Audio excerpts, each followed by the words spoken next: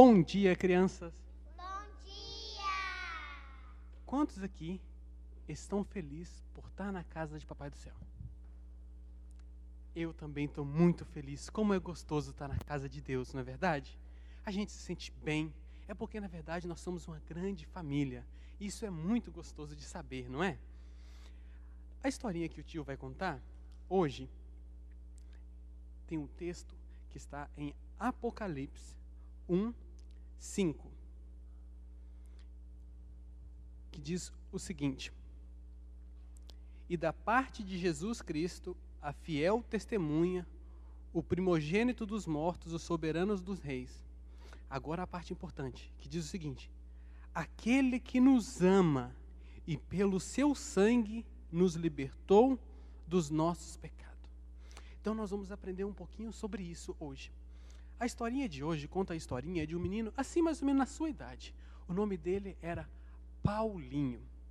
E Paulinho gostava muito de ir na casa do vô. Quantos aqui gostam de estar na casa do vô? Você gosta, Daniel? Você gosta também? É bom, né? E era diferente a casa do vô dele, porque ele morava na cidade, mas a casa do vovô era numa fazenda muito grande, tinha muito espaço, tinha muito lugar para eles brincar. E naquela fazenda tinha uma coisa que ele sentia assim, um pouco de medo. Sabe o que tinha lá? Tinha um touro. Vocês sabem o que é um touro? O touro é o macho, tem a vaca e tem o touro. Mas esse touro, ele era muito grande, ele era muito forte, ele parecia um búfalo. E esse animal, ele pode pesar até um peso de um carro, de tão grande e forte que eles são. Imagina um animal do tamanho de um carro e você, perto dele, como você se sentiria? Com medo, né? E esse touro, ele era muito, muito, muito desobediente. Sabe o que ele fazia? Quando eles não deixavam ele amarrado, bem amarrado, ele fugia. E ele fugia e ia para a fazenda dos vizinhos, para ficar com os amigos dele, touro, por lá, ficar com as vacas. E eles não podiam deixar ele solto, que ele quebrava a cerca, como ele era muito forte, ele quebrava a cerca e fugia. E o vô de Paulinho, ele não era uma pessoa muito forte. Ele era uma pessoa assim, ele não era muito grande, não era muito forte, mas ele aprendeu a como lidar com o touro. Eles construíram perto da casa um curral, no qual, curral é um cercado, e tinha perto desse cercado, um cercado maior, onde que eles colocavam comida para o touro. E era perto da casa. Então, quando o Paulinho chegava lá, ele tinha que ter muito cuidado para saber o quê? Se o touro estava lá, porque o touro era bravo, ele era desobediente, ele não ouvia ninguém, ele não obedecia a nada. Mas o avô de Paulinho conseguiu dominar ele. Sabe como? Ele colocou uma argola. Quem sabe o que é uma argola? Um big ring, like this, on his nose, like that. Furou e colocou ali e ficou preso assim. E quando ele queria fugir, tinha uma corda que não deixava. Então ele começava a querer fazer as coisas erradas, aí o avô de Paulinho puxava, e aquele animal grande, forte, sentia dor e fazia o quê? E voltava. E toda vez que esse animal ia para o lado errado, o vô dele conseguia dominar ele. Por quê? Porque ele estava preso. Ele estava preso naquela argola que fazia ele sentir dor. Vocês já pensaram que às vezes nós sentimos dor por coisas que nós fazemos?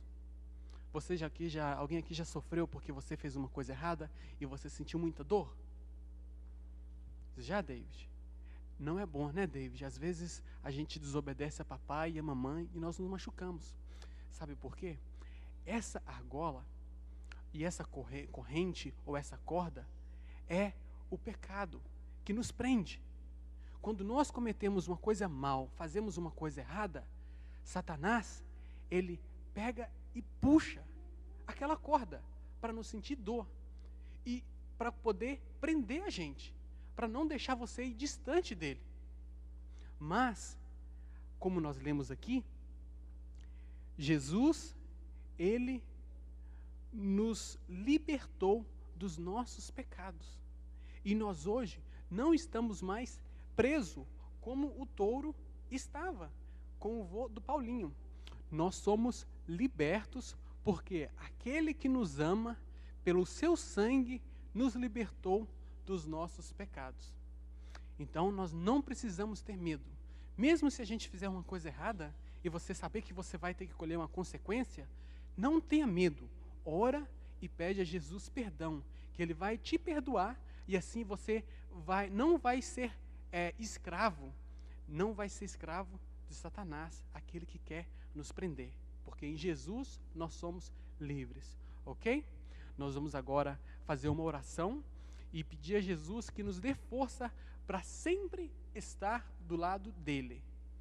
Alguém quer fazer uma oração para a gente? Que quer fazer oração, mas tem que pedir a Jesus para nos dar força para ficar sempre do lado dele. Você quer orar para a gente, David? Então tá bom, o David vai vir aqui à frente, vai fazer uma oração para a gente. Eu quero que cada um de vocês faça essa oração também, pedindo a Jesus para dar força a você, para sempre ficar do lado de Jesus, para não sermos escravos do inimigo, de Satanás. Tá ok? Vamos fechar os olhinhos para fazer oração. Pai do céu, muito obrigado, Senhor, pelo dia que nos deu hoje. Ajude-nos, Senhor, a não ser igual ao negócio no nariz do touro. Por favor, Senhor, ajude-nos a ficar firmes e fortes no Senhor, Pai. Ajude-nos, Senhor, a sempre obedecer ao Senhor. E não deixe Satanás puxar a corda para nos machucar. Em nome de Jesus. Amém. Crianças, agora nós vamos pegar então a pastinha e vamos ficar sentados do lado de papai e mamãe, ok? Bem comportadinhos. Encaminhamos a Jesus, fonte de vida, amor e luz. Vai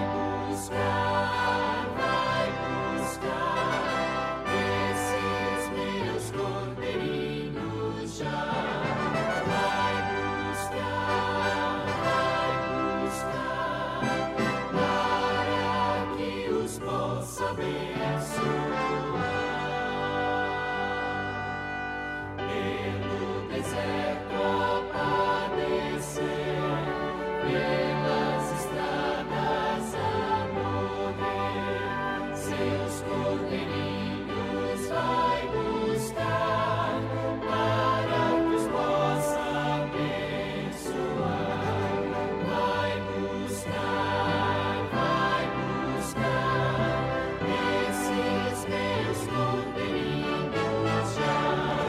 Vai buscar para que os possa abençoar.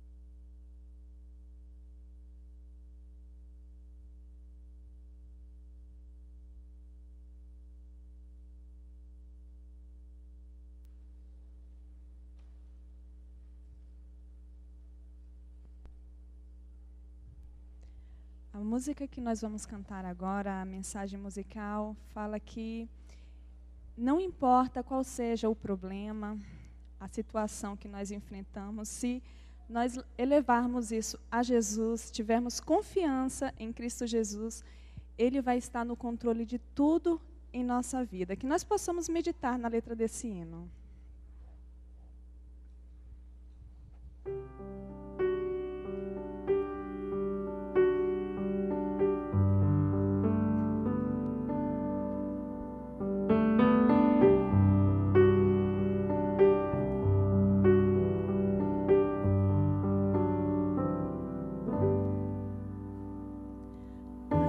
Estou de joelhos para abrir meu coração e te contar meus segredos, minhas falhas sem razão. Eu tento conter meus anseios não consigo, Senhor. Por isso eu levo a Ti o meu clamor. Oro a Ti, meu Deus, só Tu podes responder a oração, mesmo que eu ouça não. Sei que Tu sabes o melhor pra mim.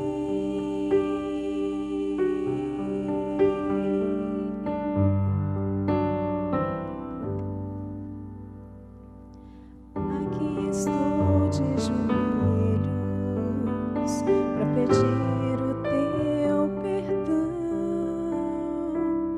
Me entrego a Ti por inteiro, não somente uma porção. Eu nunca poderei ser completo sem Ti, meu Senhor. Quero ser a Tua morada, o Teu lugar. Oro a Ti, meu Deus, só Tu podes responder a oração, mesmo que eu ouça não.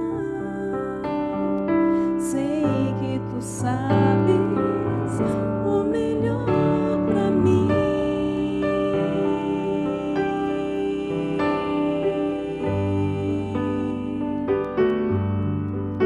O melhor pra mim.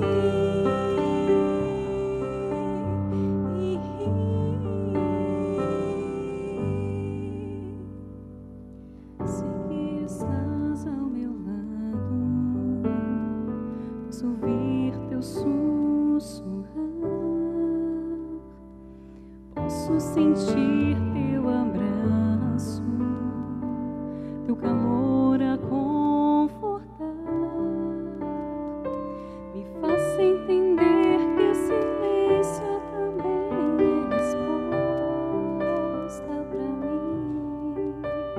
Me use pra fazer Tua vontade, enfim. Oro a Ti, meu Deus, só Tu podes responder a oração, mesmo que eu ouça não. Sei que Tu sabes o melhor. Oro a Ti, meu Deus, oro a Ti, meu Deus, mesmo que eu ouça não. Sei que Tu sabes o melhor pra mim.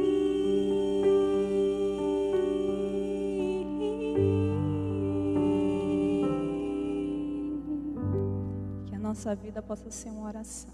Amém.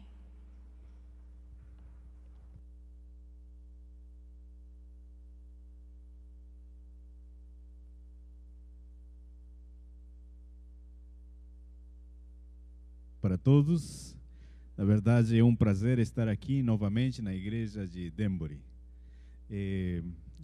Trago lembranças da igreja de Waterbury para vocês. A família não pode estar aqui, a gente gosta de sair às vezes em família, mas é um pouco difícil. A igreja é tão pequena que se a gente sai de falca ao nosso lado, né? Então, preferimos sempre que sai um e os demais ficam. Mas nessa manhã ocorreu algo muito diferente, sabe? É costume meu acordar 3:10 da manhã todos os dias, sabe? É costume. Só que hoje deu um pouco de preguiça e acordei 5 da manhã. Aí quando eu acordei, fui tomar banho, fazer paixão, vou tomar banho. Tá bom, vai lá. Nessa hora, minha esposa ela está recorder, ela está somente a gravação, porque ela não sabe o que está acontecendo. Cada vez de manhã, quando eu saio, eu falo assim, paixão, eu estou indo embora. Eu dou um beijo para ela e me despeço, né? E eu saio. Mas ela diz, tá bom, vai com Deus. Aí às 7 da manhã, todos os dias às 7 da manhã, de segunda a sexta, eu ligo para ela e a gente ora às 7 da manhã. Quando eu estou orando, um dia dessa semana me diz, tá bom, dorme com Deus. Falei, paixão, eu estou no trabalho, como que eu vou dormir no trabalho? Então, tudo é gravação que fica, porque ela não lembra nada até depois das 9 horas da manhã. Mas hoje de manhã foi algo diferente. Me levantei, comecei a estudar o sermão, a preparar um pouco mais o sermão. Quando nisso, eu já deu umas 6h30, 7 horas da manhã, eu falei, paixão, você quer comer alguma coisa? Ela disse, não sei o que eu quero, vê para teu filho. Eu disse, tá bom, eu vou fazer o que vocês gostam.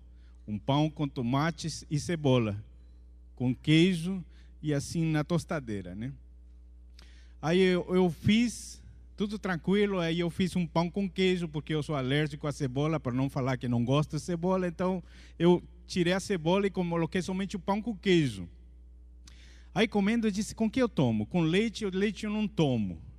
E tinha um suco de maracujá. Aí eu bebi 2 sucos de maracujá. E antes de vir para cá, já eram quase 8 horas, 8h30, bebi o copo. Quando depois eu me despeço, faço oração com a família e eu saio para cá. E você sabe quando o carro está cheio de gasolina, né? Ele vai rápido. Quando de pronto parece que a gasolina vai baixando. E eu falei, meu Deus, o que está acontecendo? Entrou um sono no meio do caminho. Eu disse, que isso? E eu não tinha lembrado que o maracujá é como todo, né? Me dá um sono terrível. E eu comecei a abrir as janelas, comecei a orar, coloquei a música em alto, porque foi difícil.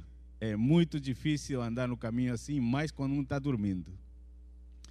Agradeço também o Túlio por ter estado pregando para a gente lá, também o Ranilton, o Val Cleiton, mas o Túlio numa maneira especial, porque nós tivemos uns parentes da família visitando a casa da gente. E eles era a primeira vez que estavam chegando. E eu estava orando pelo Túlio. Mas quando chegou no dia sábado, é difícil quando a gente vai falar para o pregador, olha, nós temos 3 pessoas lá na igreja que estão pela primeira vez na igreja. É muito difícil falar isso. Porque a pessoa já vem preparada com algo, com um tema especial. E então, aí ele disse, tudo bem, ele aceitou, a gente orou. Eu recebi uma carta deles agradecendo pelo culto que ele assistiu no sábado. Foi um culto realmente tocante. Túlio, agradeço você, a parte que você fez. Nós sabemos que cada um de nós somos um instrumento das mãos de Deus. E nessa manhã eu trago para vocês o olhar que nós podemos dar para Cristo. Qual é o olhar que Cristo quer que nós demos para Ele? Sabe? E nessa manhã eu gostaria de ter 5 pessoas que possam me ajudar. Essas 5 pessoas, elas vão ler cada versículo quando eu dizer para ela. Eu gostaria que, por favor, me ajudassem. 5 pessoas. Quem pode ser? A Meire leria 1 Tessalonicenses, capítulo 5, verso 18. O segundo. Quem seria o segundo que pode me ajudar? Por favor. Deuteronômios, capítulo 10, verso 21. O terceiro. Por favor, João capítulo 3, versos 16. O quarto, quem seria o quarto? Por favor, Túlio, Mateus 3, 8. E o último, quem seria o último? Por favor, Salmos 42, 11. Ok? Mas antes, nós vamos inclinar o nosso rosto e vamos orar a Deus. Amado Deus que está nos céus, nessa hora, ó Deus, queremos que Tu fales aos nossos corações. Queremos, ó Deus, que Teu Santo Espírito e Teus anjos possam descer e ocupar esses bancos vazios que nós temos. Que permitas, ó Deus, que não seja o Carlos Rosales quem fale, mas sejas Tu que fales por meio de mim. Perdoa, ó Deus, nossas faltas. Acompanha-nos em nome de Jesus. Amém. Na vida nós temos diferentes maneiras de olhar as pessoas. O mundo nos olha de uma maneira diferente. O mundo nos olha como que nós somos loucos. Se nós saímos agora, lá fora, andando de terno, caminhando assim com uma bolsa, ou as pessoas com uma Bíblia, um inário, as pessoas como nos olham? Estranho. Um calor terrível e você com terno. Então, o mundo nos olha de uma maneira diferente. Quando você olhou a tua esposa ou a namorada que está do lado, como você olhou para ela?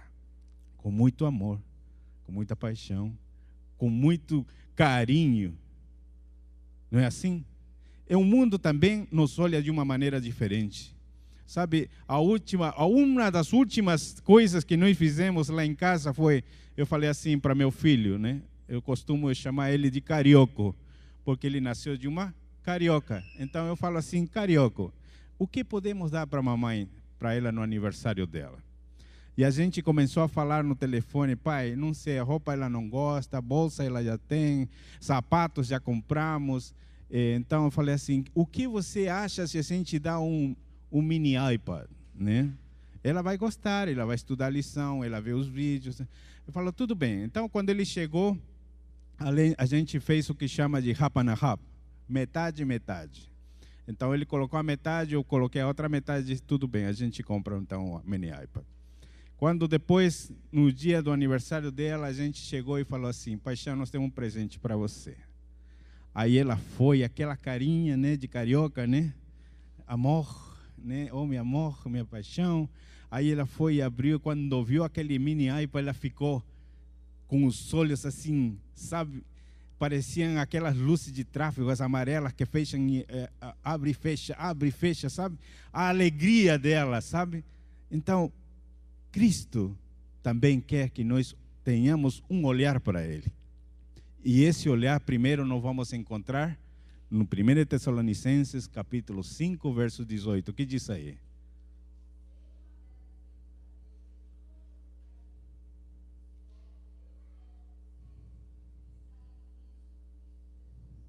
Que sejamos o quê?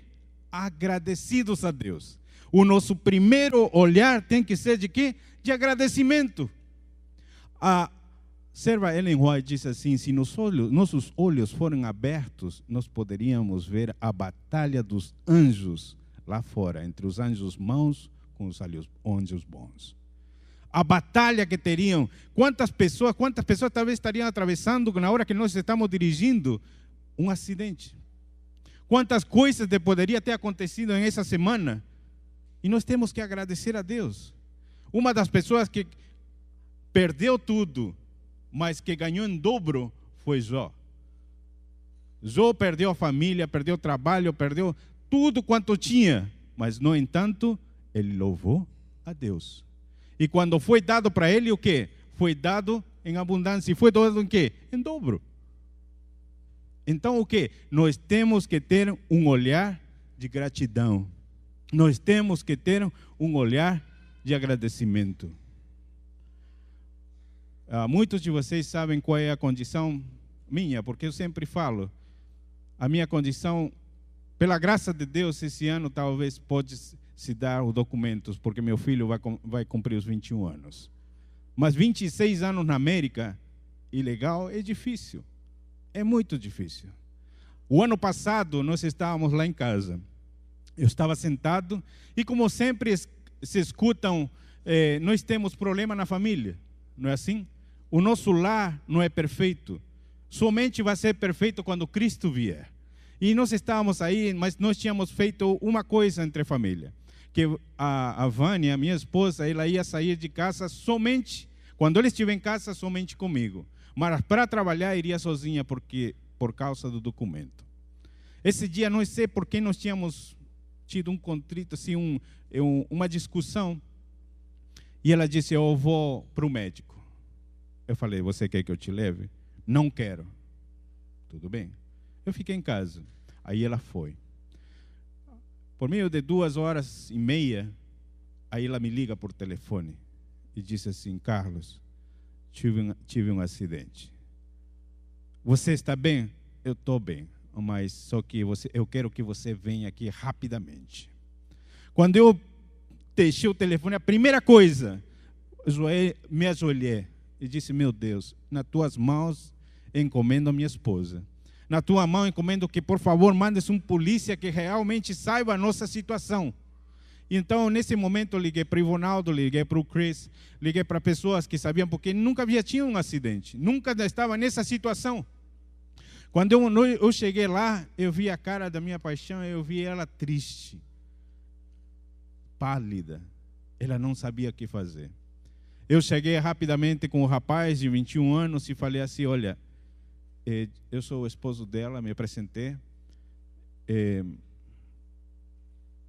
Eu vou pagar tudo, mas por favor, não chama a polícia. Ele disse: não posso fazer isso não, porque um carro novinho, 2012, um Honda, ele tinha aberto tudo o airbag, então eu não posso fazer isso. Falei: por favor, olha, a minha esposa, ela não tem documento. Eu abri para ele: não tem documentos, ela não tem um driver license, não tem uma carteira para dirigir, mas eu tenho.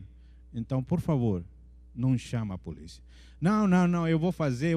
Ele ligou para a madrasta dele, e, para sorte, a madrasta dele era advogada.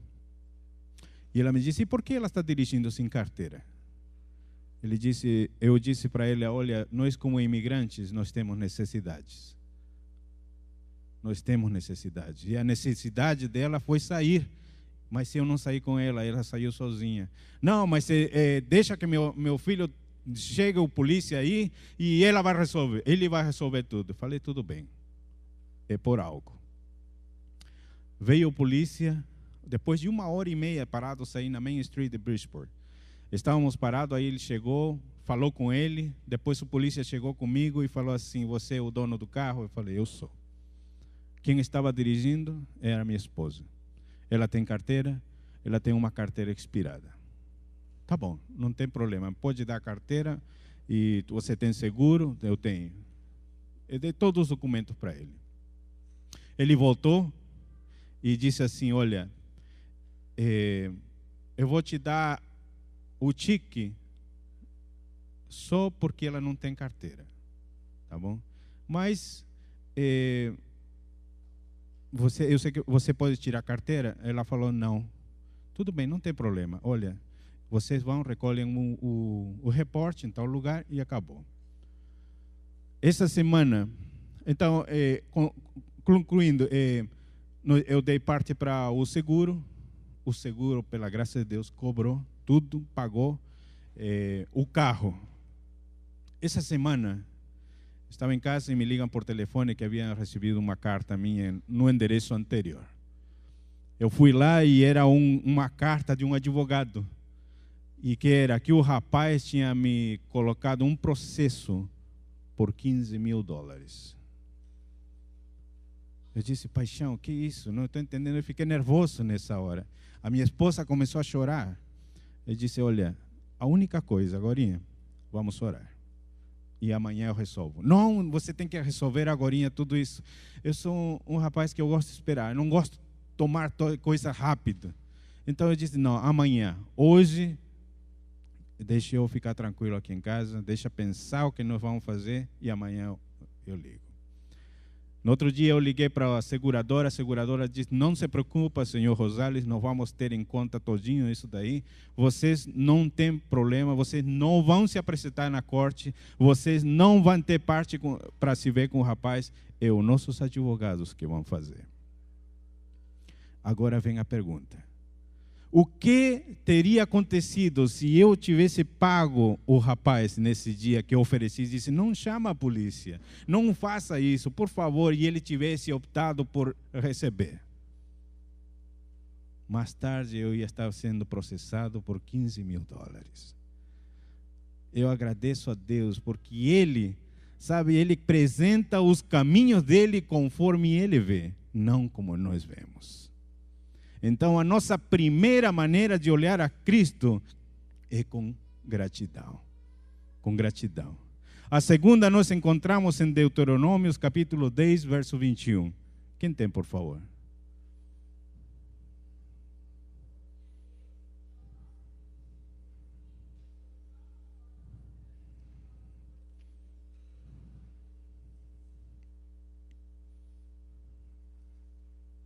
Ele é o teu louvor e o quê? O teu Deus.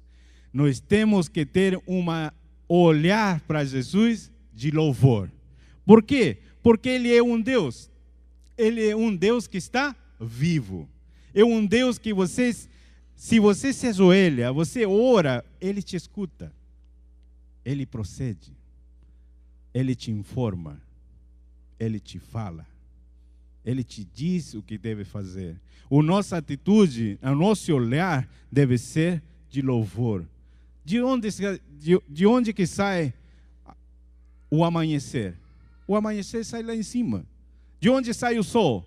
Sai lá em cima. De onde saem as estrelas? Sai de lá em cima. O nosso louvor é olhar para cima e dizer: graças, Senhor, pelas tuas misericórdias, porque as tuas misericórdias, isso, os lamentações, se renovam a cada manhã. O nosso terceiro olhar deve ser de amor. O que diz o João capítulo 3, verso 16?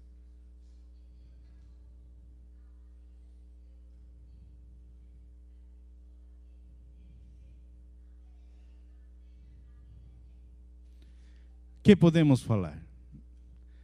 Porque todo aquele que crê não se perca, mas tenha vida eterna.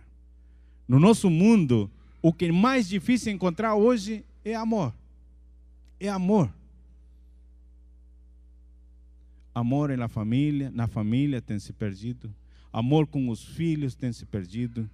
Como que eu posso dar um olhar de amor para Jesus? Olha, porque de tal maneira eu amei o mundo, de tal maneira que eu dei meu filho unigênito. Eu dei meu filho. Agora, se coloca no lugar, se você tivesse que dar teu filho, se coloca. Como você sofreria? Se você vê que alguém está sendo injusto com teu filho, já você fica arrepiado, você fica bravo, você fica chorando, você fica sofrendo. Agora imagina Deus. Ele enviou seu Filho unigênito para que todo aquele que nele crê não pereça, mas que tenhamos o quê? Vida eterna.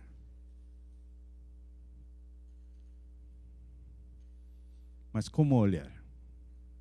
Hoje, se nós ligamos a televisão, a primeira coisa que nós vemos é violência. Se nós vemos no jornal, a primeira coisa que nós vemos é que um matou o outro, sabe?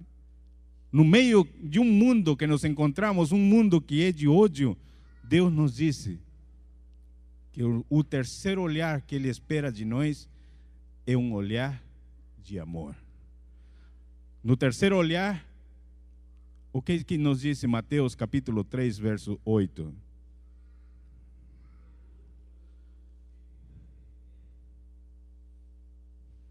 O 3, capítulo... Desculpa. Mateus 3, verso 8.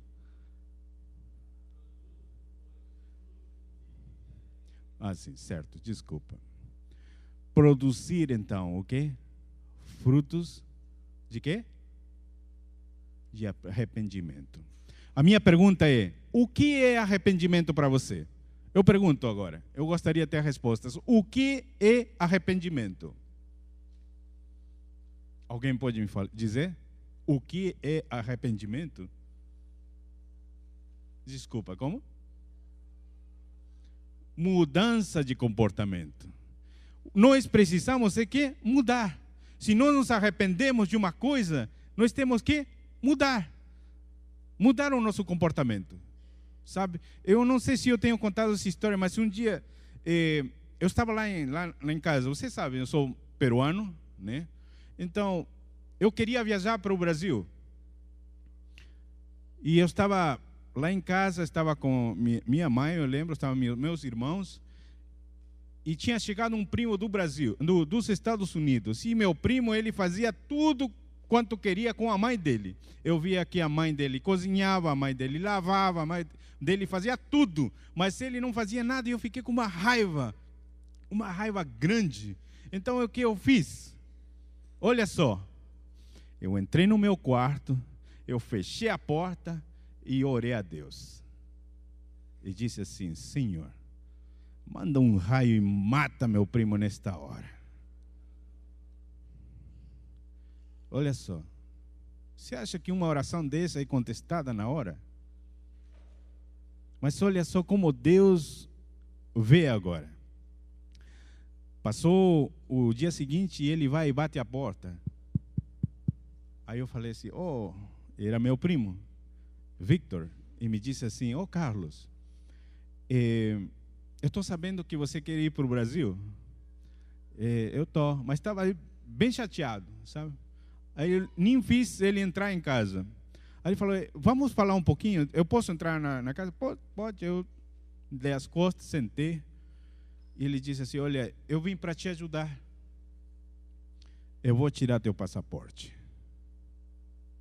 O passaporte peruano custa $100. E para você pegar $100 no Peru é difícil. Sabe o que eu disse nessa hora? Graças a Deus que não mandou o relâmpago, viu? Sabe?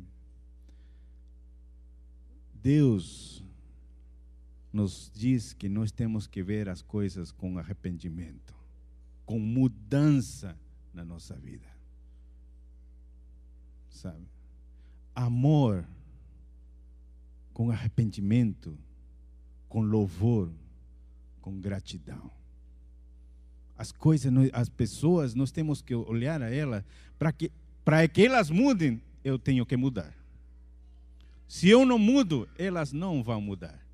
Para que elas louvem ao Senhor, eu tenho que louvar primeiro.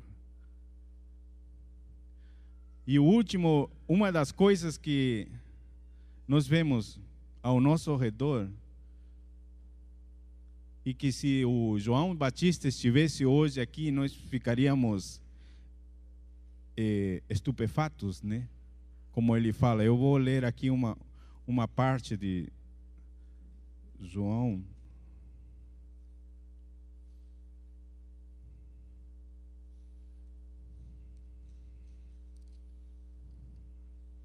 O capítulo 3, o verso 7, João falando para as multidões, diz assim: dizia ele, pois as multidões que saíam para serem batizadas, raça de víboras, que vos induziu a fugir da ira vindoura, produzi, pois, frutos dignos de arrependimento, e não comeceis a dizer entre vós mesmos: temos por pai a Abraão.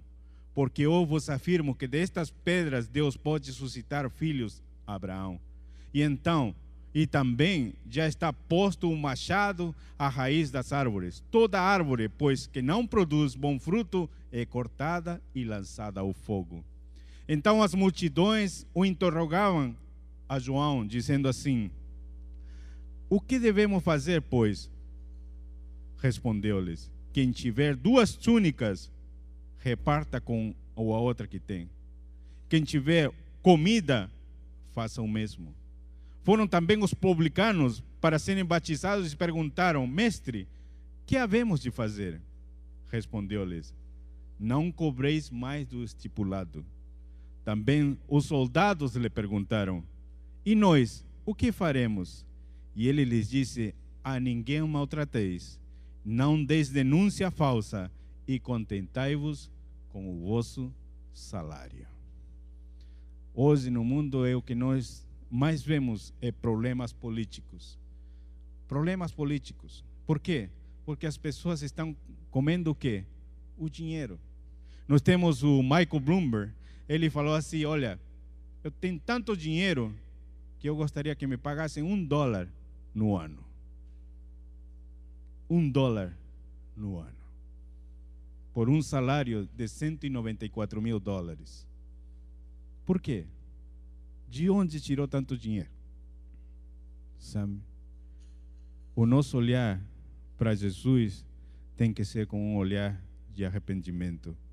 E a última é Salmos 42:11. Que diz aí, por favor?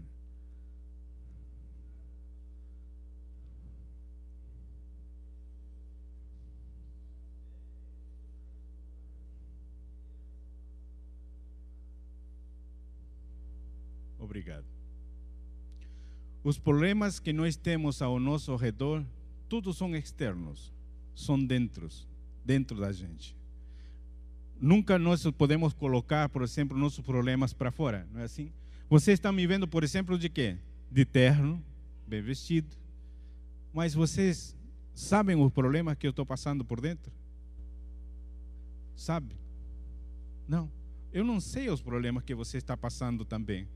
Lastimosamente, o ser humano, ele está programado para ganhar, para vencer, para conquistar, para avançar, para prosperar, para conseguir, para obter, para superar. Mas sabe, às vezes nós não aceitamos perder, recuar, fracassar, entregar e desistir. Cristo foi muito claro quando ele disse assim: aflições tereis. E quando nós temos aflições, elas nos pegam, e nos pegam por dentro. Quando nós temos ilustrações, quando nós temos ilustrações na nossa vida, elas nos ajudam a poder refletir na nossa vida. As coisas que nós temos ao nosso redor, não é porque nós queremos, é porque Deus nos las dá. A esperança é aquela, a última que não pode morrer na gente. O Ranildo estava falando aí lá dentro, na lição, eu peguei o último final dele, que ele disse assim: olha, eu nasci na igreja, eu me tornei um jovem, um adolescente, me casei, tenho minha filha, e Cristo não chegou. Mas Ele está aqui. Por quê? Porque Ele acredita na nova esperança. E você, e eu, por que estamos aqui? Estamos acreditando na esperança que Deus nos tem dado, que Ele vai voltar? Sim, Senhor, mas quando? Quando vas a voltar? Eu já estou cansado de esperar. Eu também estou cansado de esperar. Eu já cansei. Mas sabe, aflições teremos aqui no mundo. E nisso daí é que nós temos que nos aferrar e levantar os nossos olhos e dizer: Senhor, me dá forças para seguir para frente. Me dá forças para aguentar os problemas. Às vezes a pessoa tem tantos problemas que eles vão... Há uma ilustração que diz assim: o homem ia se jogar para a ponte. Ia se jogar. Passou outro homem e disse: não se joga não, por favor. Existe uma esperança. Aí o homem desceu e disse: qual é? Me conta teu problema. E ele foi e contou o problema para ele. Quando eu estava contando, vieram os dois e se jogaram da ponte. Sabe, a vida cristã não é assim. A vida cristã diz assim: ser fiel até a morte, e dar-te-ei a coroa da vida. A minha pergunta para você hoje: como você está olhando para Jesus? Como você está tendo essa esperança aqui dentro de você? A tua esperança está viva ou está morta? A tua esperança é de ver o teu querido ou não ver o teu querido? Sabe, uma das coisas que mais me deixa triste é quando eu falo do meu pai. Meu pai já tem mais de 12 anos que ele morreu. E para mim é difícil ver uma foto dele até agora. A semana passada eles me pediram lá em Waterbury para dar uma foto do meu pai pelo Dia dos Pais. E eu disse para ele: desculpa, mas eu não posso dar a foto do meu pai, porque se eu vejo, eu choro. Porque eu sou ser humano, eu sou filho, eu tenho sentimentos ainda. Mas o câncer matou meu pai. E uma das coisas que eu me lembro muito bem, e ontem o irmão, inclusive o Zé Carlos, me disse: uma coisa que eu queria que o quarteto cantasse é aquele, eu fui o primeiro, né? É assim o hino, né? Como é que é? Se ele não for o primeiro. Eu me lembro que eu coloquei essa música assim na gravadora, no fita cassete, né? Fita cassete. Eu chamei a Vânia, eu carreguei meus filhos em meus braços e meu pai no outro lado no telefone, somente escutando. E essa é a minha esperança. Eu disse: Pai, eu sei que o Senhor não me está escutando nesta hora, mas eu estou nessa hora com minha família de joelhos aqui desse lado. Eu peço que meu Deus me dê a oportunidade de poder revê-lo naquela mansão celestial que está fazendo. Eu quero que o Senhor Jesus me dê a oportunidade de poder revê-lo quando Cristo voltar. E essa é minha esperança. Minha esperança é ter a meu pai, ter a minha família, ver vocês, ver quanta coisa, quanta surpresa nós vamos levar nesse dia. A minha esperança é essa. Ver familiares que não tenho visto mais já 26, 27 anos aqui na América, que têm seguido. Mas a minha missão, como disse aqui na primeira história, a minha missão é falar que um dia Cristo vai voltar e tudo quanto é dor vai acabar. Tudo quanto é sofrimento vai acabar. Vamos a ter o privilégio de andar da mão daquele que nos criou, daquele que nos deu a oportunidade de poder conhecê-lo por meio da sua palavra. É o meu maior desejo de oração nessa manhã. Amém.